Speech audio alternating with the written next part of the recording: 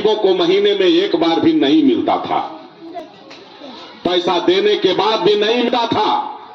Samajwadi party के वही गुंडे कोटेदार अगर अनाज गोदाम पर लाने के लिए जाता भी था तो लाठी और डंडे के बल पर उसके जबरदस्ती रजिस्टर पर हस्ताक्षर करा लिया जाता था कि आप सिर्फ ये लिख दीजिए कि गंगापुर लखना का 500 कुंटल गेहूं और चावल मैंने प्राप्त किया। मतलब राशन कागज में आता था और कागज में बट जाता था और गरीब आदमी अपना पेट पालने के लिए किसी बड़े आदमी के घर पर बेगारी करने के लिए मजबूर होता था। आज जब मोदी जी की सरकार आई है, योगी जी की सरकार आई है, तो आपने देखा होगा कि कोरोना जैसा भीषण महाकाल, उस समय का दृश्य अगर आज आप अपने मन में बैठाने का काम करेंगे तो आपको लगेगा वो दृश्य लग रहा था कि धरती रहेगी कि जाएगी। कोई रिश्तेदार, कोई नातेदार, कोई सगा भाई हमसे आपसे मिलने के लिए तैयार था। रेल की यात्रा पूरी तरह से बंद थी, हवाई जहाज की यात्रा पूरी तरह से बंद थी, प्राइवेट सरकारी बस स्टैंड पूरी तरह से बंद थे। अगर आपके पास पैसा भी था तो आपके अंदर ये हिम्मत नहीं पड़ती थी कि हम बलरामपुर बाजार जाकर के अपने जरूरतमंद सामग्री को खरीद पाएं।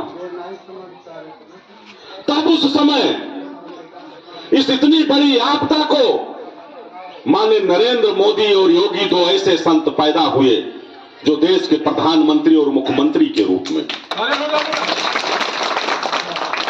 जिन्होंने अपने जान को जोखिम में डाल करके वो प्रवासी श्रमिक जो अपने घरों से हजारों किलोमीटर दूर, कोई दिल्ली, कोई बंबई, कोई कलकत्ता, कोई मद्रास या प्रदेश के अन्य ठिकानों पर मजदूरी करने के लिए गए थे, फैक्ट्री बंद होने के कारण वो उल्टे पांव अपने घरों के तरफ लौटे।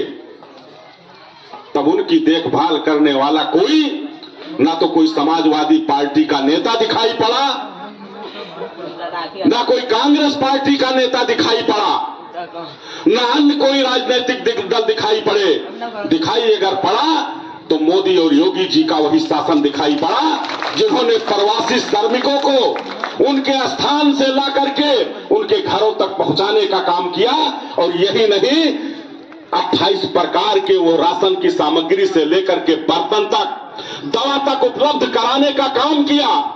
और नरेंद्र मोदी जी ने वो फैसला लिया कि इन गरीबों के पेट पालने के लिए जिनकी रोजी रोटी गई है, जहां कभी महीने में एक बार राशन नहीं मिलता था, महीने में 2-2 बार राशन देने का काम किया है।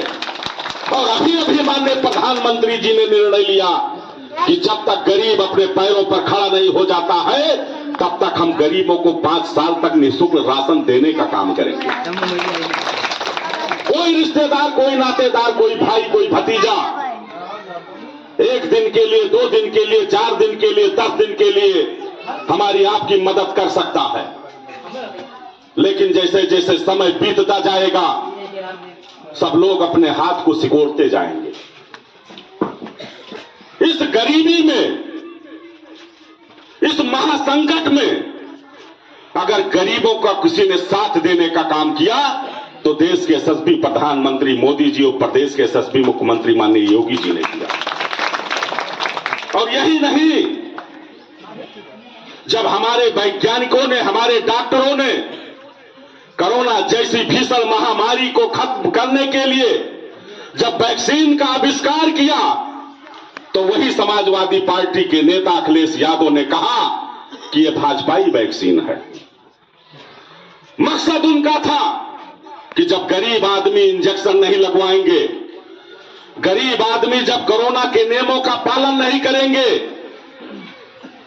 जब इससे प्रभावित होकर के लाशों का अंबार जब भारत की धरती पर बिछेगा, तब राहुल गांधी और अखिलेश यादव अपने एयर कंडीशन कमरे से हवाई जहाज से सर्वे करने का काम करेंगे कि मोदी और योगी जी के शासन में लाखों लाख जनता बेमौत मर गई है। लेकिन उनका कोई भी यह मंसूबा कामयाब नहीं हुआ। कामयाब इसलिए नहीं हुआ कि नरेंद्र मोदी और योगी दो ऐसे संत हैं जिनके पास अपना कोई घर और परिवार नहीं है। जो कुछ है वो गरीब जनता के लिए है। और भगवान राम का आशीर्वाद मोदी और योगी जी को है, जो भगवान राम 550 साल तक कैद में जिंदगी बिताने के बाद आज 22 जनवरी को अयोध्या की पवित्र धरती पर माननीय नरेंद्र मोदी और योगी जी के हाथों भगवान राम के भव्य मंदिर का लोकार्पण होने जा रहा है। इसलिए जितने भी राम विरोधी थे उनका एक भी मंसूबा कामयाब नहीं हुआ। अभी आपने देखा है 5 राज्यों का चुनाव हुआ, जिसमें 3 राज्य हिंदी भाषी राज्य, राजस्थान, मध्य प्रदेश और छत्तीसगढ़, जहां भारतीय जनता पार्टी ने अभूतपूर्व सफलता हासिल किया है। कोई भी मुख्यमंत्री का चेहरा नहीं था, सिर्फ नरेंद्र मोदी जी के चेहरे पर तीनों राज्यों ने पूर्ण बहुमत की सरकार बनाने का निर्णय लिया। इसलिए आज मैं आपसे कहना चाहता हूं कि भारतीय जनता पार्टी का जो संकल्प है वो संकल्प है सबका साथ, सबका विकास, सबका विश्वास और सबका प्रयास। हमारी योजना जात के आधार पर नहीं है, हमारी योजना मजहब के आधार पर नहीं है, हमारी योजना इंसानियत और गरीबी के आधार पर है।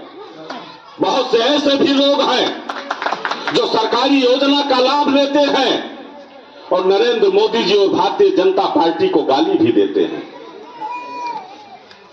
जब यह बात मोदी जी और योगी जी तक पहुंची, हमारे कार्यकर्ताओं ने पहुंचाया कि जो आपको वोट भी नहीं देते हैं उनके लिए सरकारी योजना क्यों देते हो, तो मोदी जी ने कहा कि रामायण की वो चौपाई याद कर लेना कि जाकी रही भावना जैसी और प्रभु मूरत देखी चिंता ऐसी। हमारा कर्तव्य है कि भूखे का पेट भरना, हमारा कर्तव्य है मरीज का उपचार करना, उनके अंदर क्या भावना है वो स्वयं जाने। और आज इसीलिए प्रधानमंत्री सम्मान निधि योजना का पैसा जो 6,000 रुपए साल में 2-2 हजार रुपए की 3 किस्त किसानों के खाते में भेजने का काम करते हैं, अगर यही पैसा नगद अगर पहुंचाने का निर्णय लेते, कोई विधायक के द्वारा, कोई सांसद के द्वारा, किसी अधिकारी के द्वारा, किसी डाकिया के द्वारा, तो ये हमारी बहन, हमारी माता कहती, चूंकि इनका दिल इतना मुलायम होता है कि 6,000 रुपए जब हम लेकर जाते तो जरूर कहती कि भैया 500 रुपए इसमें आप अपना मेहनताना ले लीजिए। लेकिन मोदी जी का संकल्प विकसित भारत की प्रतिज्ञा लेता हूं।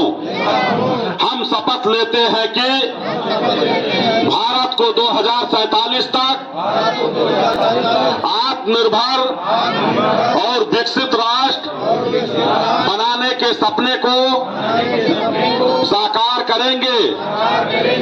गुलामी की मानसिकता को जड़ से उखाड़ फेंकेंगे।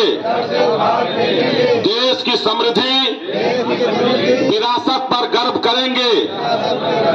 भारत की एकता को सुदृढ़ करेंगे और देश की रक्षा करने वालों का सम्मान करेंगे। नागरिक होने का कर्तव्य निभाएंगे। बोलिए भारत माता की, भारत माता की।